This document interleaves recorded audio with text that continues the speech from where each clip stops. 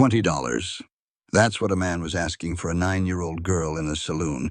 $20 for a child who could cook, clean, and barely ate a thing. She stood there with empty eyes, staring at the floorboards like she'd already left her body behind. Nobody moved. Nobody spoke up. The whole room just looked away. Caleb Frost had spent 3 years hiding from the world after burying his wife and daughter. He'd sworn off caring about anything or anyone. He should have walked out that door and never looked back. But his hand was already counting silver coins in his pocket. 20, he said, stepping forward. He didn't buy a servant. He bought a child's freedom. But freedom wasn't enough, because the men who sold her, they came back. With guns, with a twisted claim that she was still their property.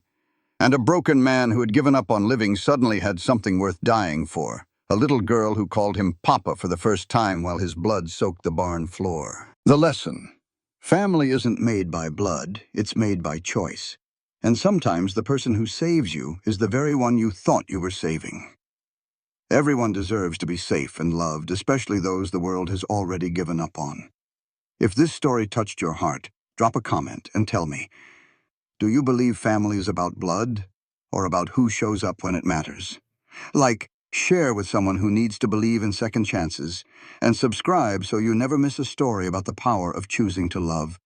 Caleb rode into the muddy streets of Ridgewater, a town that looked as broken as he felt. The place was a ghost of a mining town with buildings leaning on each other like tired old men. He tied his horse at Barlow's general store, stepping onto the porch with a hollow thud. Inside, the owner, Barlow, greeted him with a nod. Caleb didn't waste words. He just handed over his list. Flour, salt, coffee, and bullets. The essentials for a man living off the grid. As Barlow gathered the goods, Caleb heard the noise spilling out from the Silver Bell Saloon across the way. It was the kind of noise he'd spent 3 years avoiding. Barlow made some small talk about the snowed-in mountain passes, but Caleb just gave him one-word answers. He paid up, loaded his saddlebags, and was all set to head back to his quiet cabin. He'd survived this long by minding his own business, and he wasn't about to change that now. But then a different sound cut through the saloon's racket. It wasn't laughter. It was the high, frightened voice of a child, quickly silenced. And it stopped Caleb Frost dead in his tracks. He pushed through those saloon doors so hard they banged against the walls, and the whole place went quiet. In the middle of the room, a wild-eyed fella named Boone had a death grip on the arm of a little girl, maybe 9 years old. $20, Boone pleaded, his voice cracking. I'm asking a measly $20. She can cook, she can clean, and she barely eats a thing. The little girl just stared at the floorboards, looking like she'd already left her body behind. An old-timer in the corner, Callahan, spoke up, saying, "This ain't right, Boone." Boone just let out a sharp, ugly laugh. "You want to talk to me about what's right, Callahan? Was it right when the mine collapsed, took my brother and left me with his kid and his debts? You got $20 worth of right in your pocket?" Callahan looked away. They all did. And looking at that little girl's empty eyes, Caleb felt an old wound crack wide open. He'd seen that look before, years ago, in his own mirror. "15, Boone begged, his voice getting desperate. "Someone, please, $15. Caleb knew he should turn around and walk right out of there. This was not his fight. But his hand was already counting out the silver coins in his pocket. He stepped forward and the crowd parted for him. His voice came out rough like gravel scraping stone. 20, he said, and held out the money.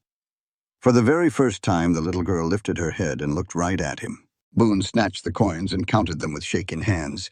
Then he shoved the girl, Leah, forward so hard she nearly fell. "She's all yours, mister," he said. Caleb caught her by the shoulder, feeling how painfully thin she was. She flinched, expecting a blow. He looked down at the child, at this little soul he now owned for the price of a month's supplies. "Come on," he said softly. "We're leaving." But Leah didn't move. She just stood there frozen. Why would she trust him? So Caleb knelt down, getting closer to her level but keeping his hands where she could see him.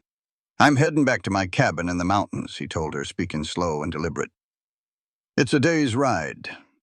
You can come with me." He paused, then made the only promise he could. "I won't hurt you." Leia stared into his face, searching for the lie she expected to find. After a long, quiet moment, she gave one single tiny nod. Caleb lifted her onto his horse, and together they rode out of that broken-down town without saying another word.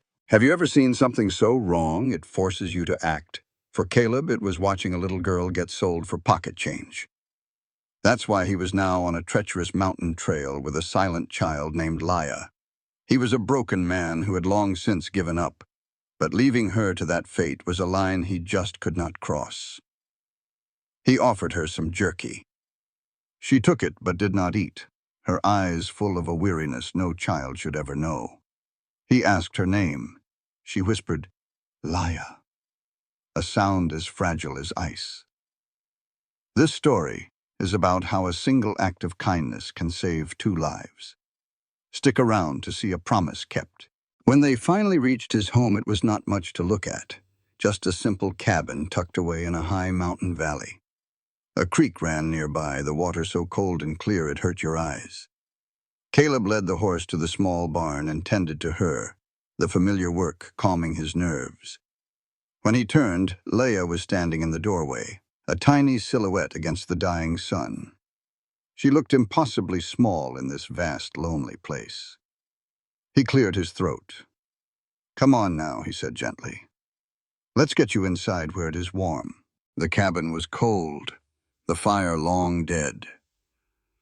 While Caleb worked to bring it back to life, Leia stood perfectly still, taking it all in. He made a simple meal of beans and pork. He set a hot plate in front of her, and she stared at it, her eyes wide with disbelief. "It is yours," he said. "Eat it all." She ate with a desperate hunger that spoke of long, empty days. When she was done, Caleb went to a large wooden trunk in the corner, a trunk he had not opened in 3 long years.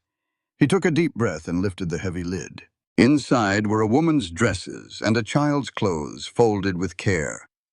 He pulled out a small, pale blue nightgown with tiny flowers stitched on the collar. His wife, Sarah, had made it for their daughter. "Here," he said, his voice rough. "It will be too big, but it is clean and warm."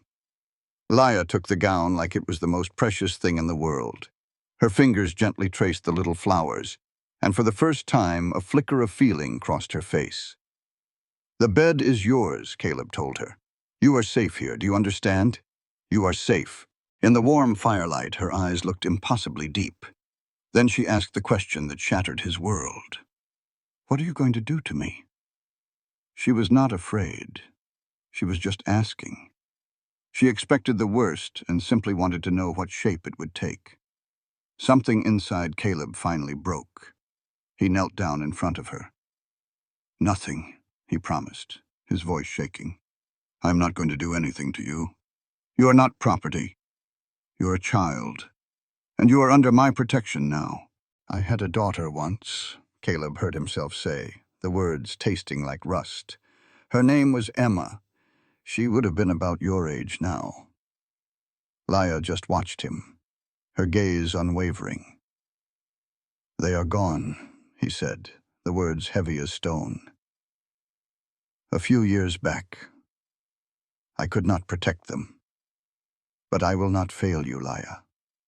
I swear it." After a long silence, she asked a question that tore him apart. "For how long?" Her voice was flat. "How long am I safe for?" "No," Caleb said firmly, then softened his voice. "You are safe until you decide you want to leave. You are safe for as long as you need to be." Leia studied his face, searching for the lie she was so sure was there. When she could not find it, she whispered, "Okay." It was not trust, not yet, but it was a start. As he set up his own blankets by the fire, she spoke from the bed. "Caleb, the bed is big enough for 2. He shook his head. "I am fine right here. You take the bed." A moment later she said, "Thank you." The simple words hit him hard. He settled by the fire, the hard floor a familiar comfort. The wind howled outside, sounding like lonely ghosts. Then her small voice cut through the noise. "Caleb, why did you buy me?" It was the question he had been asking himself all day. Why had he brought this child into his lonely world?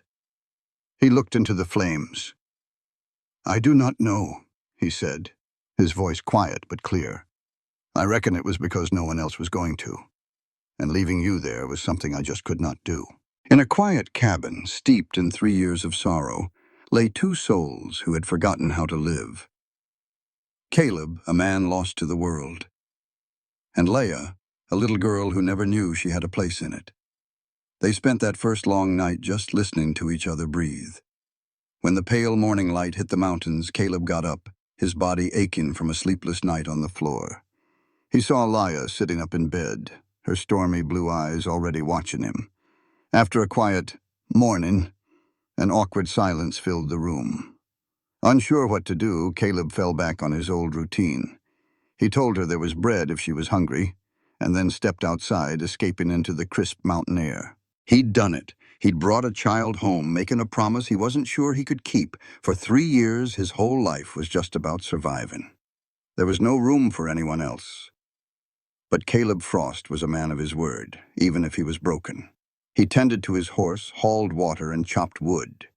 When he came back inside, Leah was at the table, nibbling on a dry piece of bread. Caleb cooked up a big breakfast of eggs, bacon, and toast. He put a heaping plate in front of her and just said, "Eat." After their silent meal, Leah reached for his plate to clean it. He stopped her gently. "You're not here to work," Caleb said, his voice low. "You're not a servant." Leah looked confused. "Then why am I here?" It was a fair question. Caleb looked at the little girl, really looked at her, seeing the faint bruises and the way she tried to make herself small. "Because you needed a safe place," he said finally. "And I guess I needed to not just walk away." Leah thought about that for a moment. "So what happens now?" she asked. "Now," Caleb said, looking around the small cabin, "we figure out how to live together. You get strong, and I remember how to be responsible for someone other than myself." Leah nodded, a tiny spark of courage in her eyes. "Okay," she said. "I can do that if you can." And with that simple deal, a small shift happened in that lonely cabin. Later, as Caleb worked, Leah quietly started helping him, carrying pieces of firewood without even being asked. "I want to help," she said when he tried to stop her. She needed to feel useful. "All right," Caleb said, his throat feeling a little tight. "That's okay." That night they ate a hearty venison stew. Leah started asking questions, small ones at first, about the mountains and how he survived out here. The silence between them began to feel a little less heavy. Before bed, she stopped and said, "Thank you for all of it." "You don't have to thank me," he told her. "Yes, I do," Leah insisted, her voice surprisingly firm. "Nobody's ever just given me things before." Caleb didn't have an answer for that kind of sadness, so he just nodded. For the second night, the broken man and the wounded child rested in the quiet dark, slowly learning to be something that looked a little like a family. The next morning, a heavy frost covered everything in a sheet of white. Leah stared out the window, mesmerized. "It's beautiful," she whispered, with a wonder in her voice Caleb hadn't heard before. He watched her while he made breakfast. It had only been 3 days, but he could feel the ache in his chest every time she moved like a ghost, trying not to be a bother. He told her he was fixing to go check his trap lines, a walk that would take a few hours. "I'll come," she said quickly, scared of being left alone. He knew she didn't trust that he'd come back for her. "All right," he said. "Get dressed warm." He found a small pair of leather boots that had belonged to a little girl named Emma, a memory from a life long past. The boots were a size too big, but an extra pair of socks would make them work just fine. Leah's hands trembled as she put them on, and Caleb was decent enough to look away as she fought back tears. Out on the trap line, he moved like he'd been doing it his whole life, checking each snare. Leia followed him, quiet as a ghost. She didn't even flinch when he skinned the 2 rabbits they'd caught. Caleb broke the silence, still working his knife. "Your uncle, the one who died in the mine. You lived with him?" Leia nodded. "He was my father's brother. My mother passed when I was 5. She said her own father just vanished. Uncle Jasper said he ran off east, couldn't handle a kid on his own." "But Uncle Jasper died when the north shaft caved in," she said, her voice steady as a rock. "They never got all the bodies out. After that, her other uncle Silas took her in. But there were debts. The mining company claimed Jasper owed them for equipment, and Silas already had 5 kids of his own to feed." Caleb's hands stopped their work. "So, he sold you." Leia's tone sharpened, like she had to defend him. "He tried to find me work first as a maid, but no one had the money for help. So Silas took her to the saloon, hoping someone passing through might need a cheap worker." $20 isn't cheap," Caleb said. "It is for a lifetime of work," she answered. Her voice was flat, but he could hear the jagged edges underneath. For $20, they bought a girl who had nowhere else to go. Caleb finished with the rabbits, wiping his hands on his pants. He wanted to tell her it was wrong that no person should have a price tag. But what good were words? He'd paid the $20 himself. "Come on," he said instead. "Let's finish the line." The deeper they went into the woods, the more Caleb felt the raw honesty of the wild. Out here, it was just predator and prey. But the moral questions followed you, and Leia was living proof of that. At the very last trap, she finally asked him, "What happened to your family?" Caleb had been expecting the question. "Fever," he said, the word like ash in his mouth. 3 years ago this winter." He told her how his little girl, Sarah, got sick first, and then his wife, Emma. He reset a snare, his hands moving on their own. The doctor in camp was useless, so Caleb rode 20 miles through a blizzard to fetch the real one from Ridgewater. He nearly died out in that storm, but he made it back. "They died anyway," he said, his voice hollow. "They died while I was gone." Sarah passed first. Then Emma held on for another day after he returned, asking why he had left her. Then she was just gone. He couldn't say the rest. "I'm sorry," Leia said, her voice soft. After they died, Caleb sold everything he owned and built the cabin. "Figured if I was alone," he said. "I couldn't fail anyone else." "But you helped me," she pointed out. "Yeah, I guess I did." "Why?" she asked again. Caleb knew what she was really asking. Why would a man who ran from responsibility take on a child? "Because leaving you there," he said, "would have turned me into a man I couldn't stand to be." They walked on for a while, the only sound being their feet on the soft ground. "Do you think they'd be angry?" Leia asked. "Your wife and daughter? That you're using their things for me?" The question hit Caleb hard, because he'd been asking himself the same thing. "No," he said, and he was surprised to find he meant it. "Sarah, my wife, she was always taking in strays. She would have done the same thing." His throat got tight.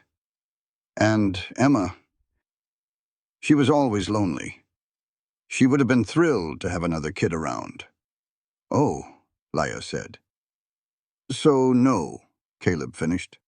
"I don't think they'd be angry. Sarah would say there's no sense in letting good things go to waste." When the cabin came into view, it looked a little less empty than it had 3 days before. He watched her later as she looked around the cabin, her fingers tracing the spines of his books. She stopped at a small wooden bird on the mantel. "I carved that for Emma," Caleb said from the doorway. "She loved robins." Leia picked it up gently. "It's beautiful. Could you teach me?" Something inside Caleb's chest eased up. It was just a simple, kid-like question. Not about debt or survival, but just about wanting to learn something new. "Yeah," he said with a small smile. "I can teach you." That evening, he showed her how to hold the knife and work with the grain of the wood. Start simple, he told her. Just get a feel for it. Caleb showed her how the knife should feel against the wood. Her first cut went too deep. That is all right, he said gently. Let the blade do the work. She slowly found her rhythm as they worked by the fire. But on the fourth night, a scream tore through the cabin. Caleb was instantly on his feet. Leah sat bolt upright in bed, eyes wide with unseen terrors, clutching the blankets like a lifeline. Leah, he said, keeping his distance. You are safe. It is just a dream. She did not hear him, lost in some terrible memory. Please do not, she begged a ghost in her head. I will be good. Caleb spoke her name again, a little firmer this time. Listen to me. You are safe here. Her eyes slowly focused on him, and the room came back into view. I am sorry, she gasped, her voice trembling. I will be quiet. Stop, Caleb said, his voice soft. You do not have to apologize for nightmares. I have them too. That caught her attention. You do? He nodded. About my wife and daughter. About leaving them. He was surprised he had said so much. Leah pulled her knees to her chest. Mine are about my uncle, she whispered. About the men at the saloon who looked at me like a piece of meat. Then you bought me. She met his gaze. And I still do not understand why you have not hurt me. I told you I would not, he said.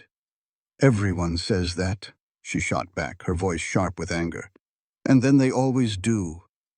So forgive me if I do not believe your words. He felt a strange pride in her anger.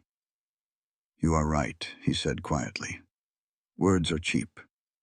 You have no reason to trust me, so I will not ask for it. Trust must be earned. He moved back to his blankets. All I can do is keep my promise, to keep you safe. Maybe one day you will believe me.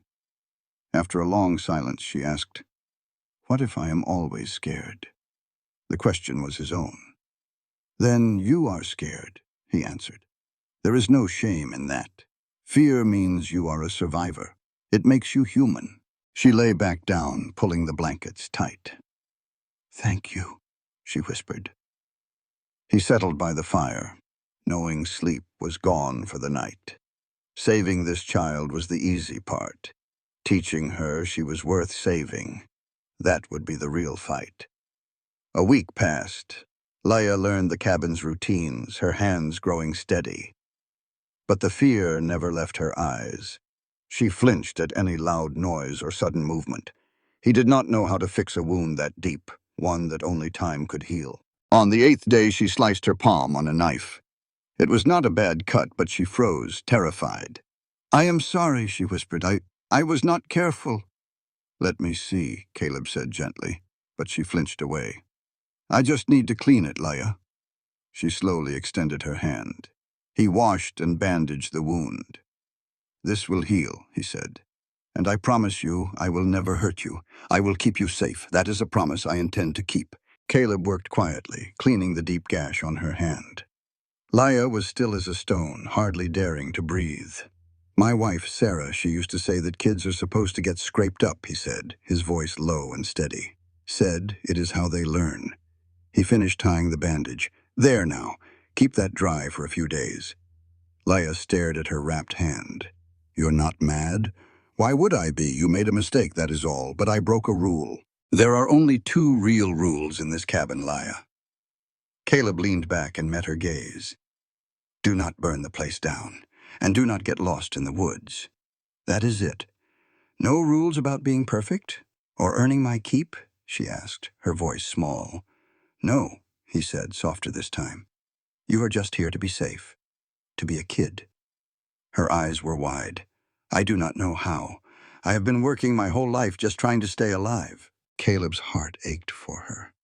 Well then, I reckon we will just have to figure it out together. We are both starting over. Deal? She gave a slow, hesitant nod. Deal. Later that night, in the dim firelight, she asked a question. Do you regret it? Bringing me here? Caleb looked at the small, fierce girl who had already been through too much. His quiet, lonely life was gone, but something new was taking its place. "No, Laya," he said, and his voice was firm. "I do not regret it for a second. You deserve someone who will not give up on you just because healing is hard." "I will try," she whispered from her blankets, "to trust you." And in the quiet cabin, that was more than enough. A couple of weeks later, Caleb woke to find Laya standing by the door, her small shoulders set with determination. "I want to learn how to shoot," she announced. "You hunt with a rifle. If something were to happen to you, I need to know how to take care of myself. And I need to protect us," she finished. That one word, us, hit him square in the chest. "All right," he agreed, "after we eat." He gave her an old lighter rifle, the one Sarah had learned on. "It is going to be loud and it will kick back hard," he warned her. Laya just set her jaw and nodded. Her first shot went wild and missed the log completely. The second one clipped the edge. The third one hit it dead center. A rare smile touched Caleb's lips. "Good. Real good, Laya." She lowered the rifle, and for the first time he saw a spark of real confidence in her eyes. She was learning she was not helpless. That afternoon, the quiet cabin felt less like a tomb and more like a home. "What is for dinner?" Laya asked, looking up from a small wooden bird she was carving. "I could try to cook. I should help out more." "You do not have to earn your place here," he started to say, repeating their familiar conversation. "I know," she interrupted, "but I want to, not because I have to, but because I choose to." So they made venison stew together. As Laya stirred the big pot, she began to speak quietly. "My mother used to cook. She would sing these old songs while she made a special mushroom soup. It was the first time she had ever really talked about her." "What happened to her?" Caleb asked gently. "A fever," she said, her voice flat. "She was gone by winter. My father, he could not handle it. He just left me. I tried so hard to be perfect so nobody else would leave me again," she whispered. "But people always leave anyway, do not they?" Her small voice trembled as she asked the real question. "Are you going to leave me?" Caleb moved to stand right beside her. "No, I am not going to leave you." "But you cannot promise that." "What if you die?" he asked. He knelt down to look her straight in the eye. "Dying is not a choice, and that is the difference. I will never choose to leave you. I will not abandon you when things get hard. That is a promise." Her eyes filled with tears. "Why? You do not even know me." "Because you are here," he said, struggling for the words. "And having you here, it has reminded me that I am still alive, that there can be a purpose after you have lost everything." A tear slid down her cheek. "Crying is weak," she said angrily. "It only ever made things worse." "No," he said softly. "Holding it all in just poisons you from the inside. I cried for months after I lost my family. Then I stopped feeling anything, and that was worse. That was just empty." "I do not want to be empty," she whispered. "Then feel it all," he said, touching her shoulder. "You are allowed to be human." The tears came in a sudden storm. Laya turned and sobbed into his chest, and Caleb held her, the first time he had held a crying child in 3 long years. He felt his own eyes burn as she wept for everything she had lost.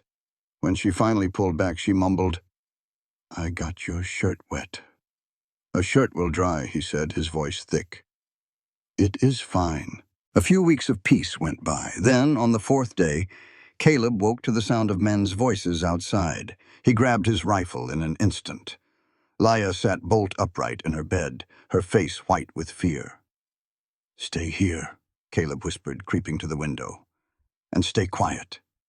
He saw 3 men on horseback. He knew 2 of them as troublemakers from town. The third man was a stranger, but he looked like he was coiled violence waiting to spring. "Frost," one of them yelled. "We know you're in there. Come on out so we can have a civilized talk." Caleb's mind raced, trying to figure out what they could possibly want. How in the world had they found him? More importantly, how was he going to keep Leia safe? "What do you want?" he called out, keeping the door shut tight. A voice shot back. "Heard you bought some property in Ridgewater. A little girl. We are here to make you an offer." Ice filled Caleb's veins. He knew this was coming. "She is not for sale," he stated, his voice flat. The man outside just chuckled. "Everything is for sale, friend. You paid $20. We will give you 50. That is a fine profit." Behind him, Leia made a tiny, scared sound. Caleb kept his eyes fixed on the men. "I said she is not for sale. Get off my land." The lead man swung down from his horse. "See, we came a long way. It would be a shame to go back empty-handed. Just send the girl out, take your $50, and we can all go home happy." Caleb's voice dropped low, full of danger. "I will count to 3, then I start shooting." A rifle shot tore a chunk of wood from the porch post, inches from the man's head. The 3 men scrambled for cover. 3, Caleb finished. "The next one will not miss. Get on your horses and ride, or I will bury you right here in this valley." The leader, furious, mounted up with his men. "You are making a mistake, Frost.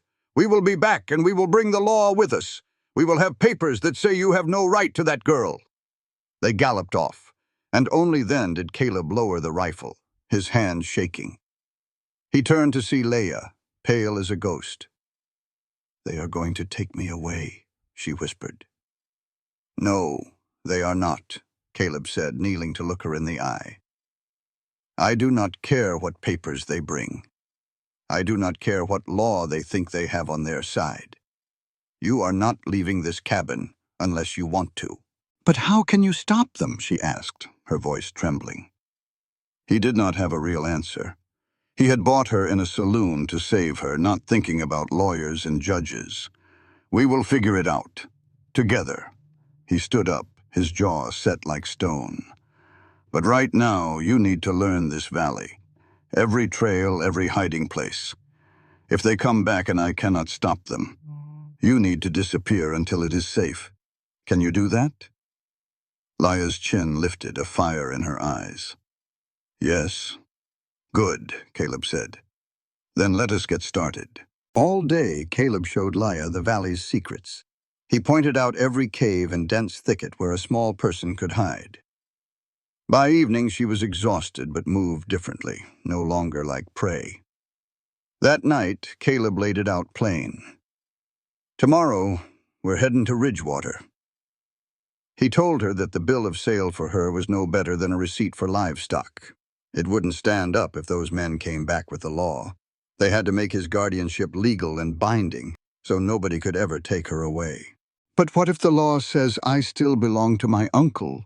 she asked, her voice trembling. "Then we run," he said, his voice softening. "I know places in these mountains they'll never find us, but I'd rather we fight this head on and win clean."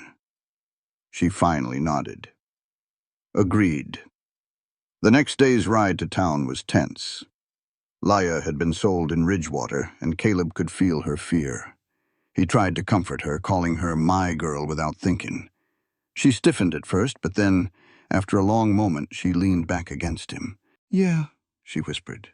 "I guess I am." Ridgewater was just as shabby and desperate as she remembered. Caleb tied up his horse and helped her down. "Stay close now," he told her. They found the clerk's office upstairs, a cramped room smelling of old paper. The clerk was a skinny man with ink-stained fingers. "I need legal guardianship papers for a child," Caleb said directly. The clerk's eyes moved from Caleb to Leia. "This the girl you bought off Silas Boone a few weeks back?" Caleb's jaw tightened. "It is." The clerk shook his head. "Can't help you. Guardianship requires consent from the nearest relative, and that's Silas Boone." "The law didn't seem to care when he was selling her in a saloon," Caleb shot back. "That's a private matter. My seal is official," the clerk said.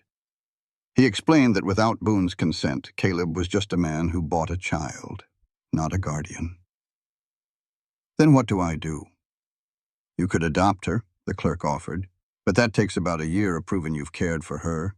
Leia gripped Caleb's hand. In the meantime, the clerk said he could file a declaration of care for $2. It wasn't guardianship, but it was a start. It would force any challenge to go through the slow territorial courts. Caleb paid without a second thought. The clerk then turned to Leia. "Child, you want to stay with this man? Is he treating you right?" "Yes," she said, her voice small but clear. "He's good to me. He's keeping me safe." The clerk nodded, stamped the form, and handed it over. "It's filed." Outside, Caleb tucked the paper into his coat. "It's not much, but it's something," he told Leia. "Now they have to go through the law to get to you." He looked down at her. "And when the time is right, I'll adopt you proper, if that's what you want." She looked up at the man who'd spent $20 on her and asked for nothing in return but her safety. The man who taught her she deserved kindness. "That's what I want," she said. A feeling like hope settled in Caleb's chest. "Then that's what we'll do," he said. "Come on, let's go home." As they rode out of Ridgewater, Caleb knew he wasn't riding back to his exile. For the first time in 3 long years, he was riding home, and he wasn't alone. As spring turned to summer, the valley bloomed, and the two of them learned how to be a family. Caleb taught Leia everything, not like a master to a servant, but like a father to a daughter. He showed her how to track, what plants were safe to eat, and how to read the weather in the sky. Leia soaked it all in, learning for her own sake, not just to please him. It was about more than just getting by. Leia was learning to count on herself, and she was realizing that the things she learned could never be stolen from her. Her hands got tough from real work, and the mountain air filled her out. One morning, 2 months after their trip to Ridgewater, Caleb saw her outside with the rifle. She was loading and firing with a steady rhythm, getting faster and more accurate each time. The girl sold for $20 was turning into someone who could stand her own ground. "You're getting mighty good with that," he said. She looked up, a hint of pride in her eyes. "Hit the target 8 out of 10 times." He walked over. "You're leaning into your right side. Center your weight." She did. The next shot barely budged her. "Better," Caleb nodded. "Much better." Later, over a lunch she had cooked, Leia got serious. "I've been thinking about winter." Caleb waited. "You said it gets rough up here," she continued, looking him square in the eye. "And now there's 2 of us. We'll need to store more of everything." A quiet warmth spread through Caleb's chest when she said us and we. She was planning for a future together. "You're right," he said. "We'll need to hunt more, smoke more meat." She took a breath. "I want to learn how to hunt. For real, not just targets." "It's different, Leia," he said gently. "It means taking a life." Her voice was steady, but he could hear the old fear underneath. "I know. But if something happens to you, I have to be able to make it on my own." He couldn't promise her nothing would happen to him, so he promised something else. "All right. You should learn. We'll start tomorrow." Before dawn, they headed for the high country. For 3 days, Caleb taught her how to move, how to watch, and how to wait. Then, she got her chance. A young doe stood alone at the edge of a clearing. Leia's hands trembled as she raised the rifle, fighting a war inside herself. "You don't have to," he whispered. "I can do this," she said, and fired. The shot was clean, but when she lowered the gun, silent tears streamed down her face. Caleb put a hand on her shoulder. "It never gets easy. We honor the animal by using everything and wasting nothing. It died so we can live." He guided her through dressing the deer, and she learned with a fierce focus. By the time they got back to the cabin, the tears were gone. Something inside her had settled, hard as iron. That night she spoke quietly. "Thank you for not making fun of me for crying." Caleb's jaw tightened at the thought of her uncle. "Crying don't make you weak. Feeling something when you take a life that makes you human." He looked at her. "You did good today, Leia. The tracking, the waiting, all of it. I'm proud of you." That word, proud, hung in the air. It was the kind of thing a father says to his child. A small smile touched her lips. Summer peaked, and they worked as a team, filling their cabin with smoked meats and preserves, preparing for the winter they planned to face together. But their peace was shattered on a supply trip to Ridgewater. The store clerk pulled Caleb aside. "Silas Boone has been asking questions," he said in a low voice, "about you and the girl. He says you stole his property. He sold her to me. He's telling folks you took advantage of him, and some drifters put ideas in his head about how a young girl can be profitable." The clerk's meaning was ugly and clear. Caleb felt a cold rage build inside him. "Word is they're planning on coming to get her back." Back at the cabin, Caleb knew they couldn't run. They had to prepare. He didn't tell Leah the worst of it, but he told her they needed to be ready. "We're going to practice defense," he said. "You need to know what to do if someone comes and I'm not here." Her eyes widened. "Is it because of those men?" He gave her the hard truth. "Probably. And when they come, we'll be ready." Fear flickered in her eyes, but it was replaced by solid resolve. "Then we get ready." Their drills were harsh and real. Scenarios where he was hurt or where she had to hide and survive alone. Leah never once complained. She soaked up every lesson, determined to see it through. "You're going to make it," Caleb told her one evening, "no matter what happens." She looked at him, her gaze unwavering. "We're going to make it," she corrected. "Both of us." That August, a thunderstorm ripped through the valley, and a bolt of lightning split a huge pine tree right down the middle with a crack that sounded like the world breaking apart. The boom of thunder shook the little cabin, and Leah cried out. Caleb was there in an instant, pulling her close. "It's all right," he said as the storm raged. "Just bad luck it hit so close." He kept an arm around her, and he told her about a time lightning struck a tree right next to him and his father. "When we got up," Caleb said with a small smile, "every hair on my father's head was standing straight up. My mother just about died laughing when we got home." "You never talk about them," Leah said softly. Months passed, and the bond between them grew stronger than any law or piece of paper. They were family. One afternoon in early September, with the smell of autumn in the air, Leah's urgent voice cut through the quiet. "Caleb, someone is coming." He grabbed his rifle and saw a lone rider heading their way. "It is not them," he said, seeing it was a woman. "Get the pistol, go to the back room. If things go bad, you know what to do." "I am not leaving you," Leah said, her voice firm. "We fight together." The rider stopped a ways off. "Caleb Frost," she called out. "I am Margaret Hawthorne from the general store in Ridgewater. I came to warn you." Caleb studied her for a moment before nodding. "All right, keep your hands where I can see them." Up close, Margaret had the tough, kind face of a woman who had seen it all. "Silas Boone and those drifters are planning something," she said, wasting no time. "They are coming to take the girl by force. Boone is telling everyone you threatened him into the sale." "That is a lie," Caleb growled. "I know," Margaret said. "I was there, but they plan to come within the week before the snow flies. They will claim they have a legal right to her." Leah stepped forward from the doorway, her voice clear and strong. "I am not mistreated. Mr. Frost has been kind to me. He has kept me safe and treated me like I matter." Margaret's eyes softened. "I can see that, child, which is why I am here." She turned back to Caleb. "You have maybe a week. Prepare or run, but do not be here when they come." "We will not run," Caleb said. "This is our home." "Then be ready to fight," Margaret warned. "They are bringing at least 5 men." She mounted her horse. "One more thing. I wrote down everything I saw in that saloon, signed and witnessed. If it comes to the law, you will have a voice on your side." "Why are you doing this?" Caleb asked. Margaret looked at Leah. "Because I have a daughter, and I know what it is like for a girl in a world that sees her as property. What you did, that is something worth defending. Be ready." They spent the next week turning the cabin into a fortress. They practiced scenarios until every move was second nature, a silent dance of survival. On the 6th day, Leah found Caleb checking his rifle for the 100th time.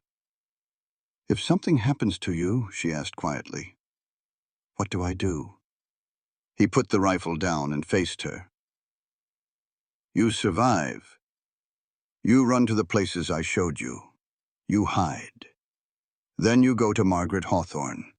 She will help you. Promise me, Laya. Promise me you will survive no matter what. Tears welled in her eyes, but she nodded. I promise. Caleb looked at the girl who had become his whole world. Good, he said. Now let us prepare. We fight. And we do not lose. Do I back? Only if you promise the same thing, that you'll fight to survive. Then I can't promise to leave you. She met his eyes with fierce determination. We both survive, or neither of us does. That's the deal. On the 7th day they came, 6 riders moving up the valley trail. He recognized Silas Boone in the lead. He ran back to the cabin, found Laya already loading weapons with steady hands. 6 of them, he reported. They'll be here in 20 minutes. What's the plan? You take position in the barn with the rifle. I'll meet them outside. If shooting starts, you cover me, but stay hidden. Stay hidden. They might not know you can shoot. Caleb, I know we survived together, but that means being smart. He gripped her shoulders. Trust me. Caleb waited on the porch while Laya hid in the barn's loft. When the riders came into view, Caleb stood. That's far enough, he called out. Silas Boone raised his hand. Frost, we've come for what's mine. Laya is not yours. You sold her. The territorial law disagrees. A man can't sell his own kin. That deal was invalid. The girl belongs with family. I'm here to correct a mistake. Tension thick as smoke. 6 men against 1 and a hidden 10-year-old girl. Last chance, Boone said. Give us the girl. No. The drifter on the left went for his gun, and everything exploded. Caleb's first shot took the drifter in the shoulder, spinning him off his horse. The clearing erupted into chaos as the other 5 men scattered for cover. Return fire splintered the porch post beside Caleb's head. From the barn, Laya's rifle cracked twice. One of the men yelped and dove behind a log, clutching his leg. They hadn't counted on the girl being armed. Coming around, her rifle answered. The shots measured and deliberate, just like he taught her. Caleb saw one of the flanking men stumble and fall. It bought them time, but they were running out of it. A bullet punched through the water trough, spraying Caleb with cold water. He rolled left and came up firing, seeing Silas Boone trying to reach the barn's blind spot. Caleb's shot went wide, but it sent Boone diving for cover. Stop this madness, Frost, Boone shouted. You can't win. Then you'll need a lot of graves, Caleb called back. The barn. Laya's rifle fell silent. Caleb's blood turned to ice. Was she hit? Laya? No answer. Boone's voice carried across the clearing, triumphant. Sounds like your little helper ran out of ammunition. Give it up, Frost. You're alone now. Caleb vaulted the water trough and sprinted for the barn, firing from the hip. He hit the barn door at full speed, diving inside just as bullets tore through the wood. Laya, he gasped. Here. Her voice came from the loft. I'm okay. The rifle jammed. Stay down, he told her. Outside, the men were regrouping. Raised. Caleb fired twice. The first man went down hard. The second got a shot off that went wild before Caleb's third bullet caught him. Papa! Laya's scream cut through the gunfire. Behind you! He spun as another man came through the back door. Caleb wasn't fast enough. The bullet caught him in the side, a line of fire that stole his breath. He got his own shot off by pure instinct and the man dropped, but the wound was bad. Laya scrambled down from the loft, pistol in her hand. You're hit. I'm all right, he lied. How many left? 3, maybe 4. Life she'd been sold from. The barn had gone quiet.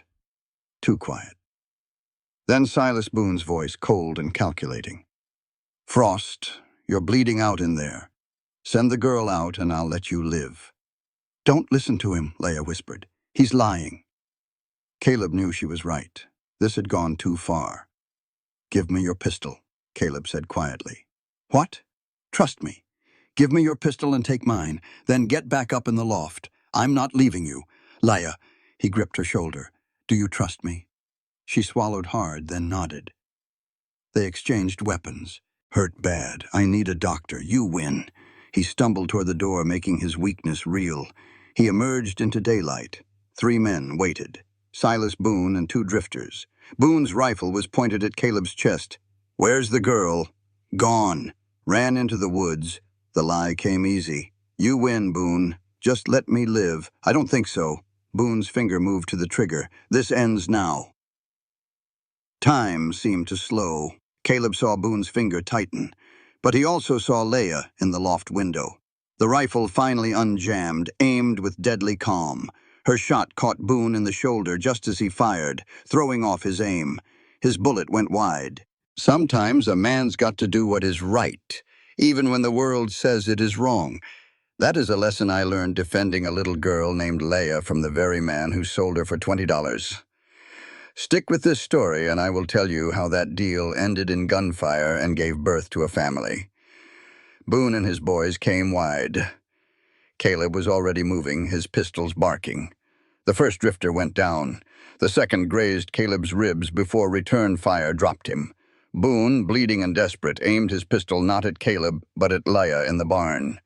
A roar of pure fury tore from Caleb's throat as he fired. His bullet found its mark, but not before Boone's shot went high, shattering a window above the girl. For a long second, the world stopped. Then he heard her shaky voice. "I am okay, Caleb." He stumbled toward the barn as Leia scrambled down from the loft. His legs gave out, and she caught him. "Don't you dare leave me," she cried, her small hands trying to stop the bleeding. "You promised." His world was fading to black. "Margaret in Ridgewater," he slurred. "She will help." "No," she sobbed, her voice breaking. "Please, Papa. Please do not leave me, Papa." She had called him Papa. That single word bloomed in his chest, a warmth that had nothing to do with his wounds. It was the feeling of being a father again. "Not going anywhere," he whispered. Then the world went dark. He woke up 3 days later, hurting all over but alive. Margaret Hawthorne sat beside his bed. "You lost a lot of blood," she said calmly. "Leia rode to get me. Found me. Just before dark, a terrified little girl covered in your blood." "Where is she?" Caleb rasped. Just then the door flew open and Leia burst in. She stopped at the foot of the bed, her face streaked with tears. "You are awake," she breathed. He motioned her closer. "Come here," he said gently. She rushed to his side, careful not to jostle him. "I thought you were going to die and leave me," she whispered, her voice breaking. "I know," he said, taking her hand. "But you did everything right. You saved us both, Leia." "We saved each other," she corrected. Margaret cleared her throat from the doorway. "The territorial marshal came through Ridgewater," she announced. "I told him the whole story, about Boone selling Leia and you buying her to keep her safe." Caleb tensed. "He has ruled it self-defense, a clear-cut case. Said a man has a right to defend his home and his family." She paused, letting the word family hang in the air. "He also said there is no reason you cannot file for a legal adoption." Caleb's throat felt tight. He looked at Leia, who was watching him with a mix of hope and fear. "Would you want that?" he asked her quietly. "To be my daughter, legally and for real?" She met his gaze. "Do you want it?" "More than anything," Caleb said, and he meant it with every part of his being. "You are already my daughter in all the ways that matter." Tears of relief streamed down Leia's face as she nodded, too emotional to speak. "Then that is what we will do," he said, squeezing her hand. "We will make you Leia Frost. Forever." Recovery was slow. Leia took over the chores with a strength no 10-year-old should possess. She never complained, focused only on getting them through until Caleb was back on his feet. The folks in Ridgewater talked, of course. Some called Caleb a hero, others a killer. But most agreed on one thing. That little girl was better off right where she was. Margaret told him, "Public opinion is on your side, Caleb. They remember what kind of man Boone was." By October, Caleb was strong enough to ride to Ridgewater. Marshal James Cartwright was a tall man with honest eyes. He gestured for them to sit. "Mr. Frost, Miss Boone," he said with a small smile. "Or, I reckon I should say, soon to be Miss Frost." He pulled out a folder. "I have got all the statements. All the paperwork is ready to go." He looked from Caleb's battered face to Laya's hopeful one. "Welcome to the family, son." And just like that, their forever had begun. The judge looked over the papers. "The sheriff ruled it self-defense," Judge Cartwright said. "I've reviewed your file, Mr. Frost. You're an honorably discharged veteran who's lived peacefully for 3 years." He then turned to Leia. "Miss Boone, has Mr. Frost treated you well, kept you safe?" Leia's voice was small but strong. "He's the first person who ever made me feel like I mattered. He taught me things and gave me a home. He's my papa." The judge's expression softened. "Well then, let's make it official." He pushed the papers across his desk. With a few simple strokes of a pen, their makeshift family became real. "There," Cartwright said, stamping the documents. "Welcome to the family, Leia Frost." The papers declared her the daughter of Caleb Frost. Leia stared, her voice barely a whisper. "I'm really your daughter?" Caleb's own voice was thick with emotion. "Forever and for good," he promised. She wrapped her arms around him, and he held on tight. This was his daughter by choice, not by blood. Outside, Margaret waited with a gift. Leia unwrapped a beautiful dress the color of a deep blue Texas sky. "Every girl needs a fine dress for a special day," Margaret said, her eyes twinkling. All Leia could manage was a heartfelt thank you. That night, they ate at Margaret's table. It was the first time Caleb had done so in 3 long years, but seeing Leia's real, true smile made it all worthwhile. On the quiet ride home, looking out over their valley, Leia finally spoke. "Is it wrong to be glad you bought me?" Caleb shook his head firmly. "I didn't buy you, little one. I rescued you, and that was the best $20 I ever spent." He squeezed her shoulder. "But we have to remember there are other kids out there.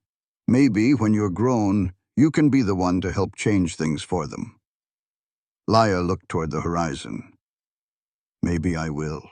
Winter arrived with a fury, but their cabin was warm and well-stocked. They fell into a comfortable rhythm. Caleb taught Leia to read by the firelight, and her mind took to it like dry land to a good rain. They carved small animals from wood and told stories as the wind howled outside. On Christmas Eve, Caleb handed her a small package. Inside a wooden box with her name, Leia Frost, carved on top, lay a necklace.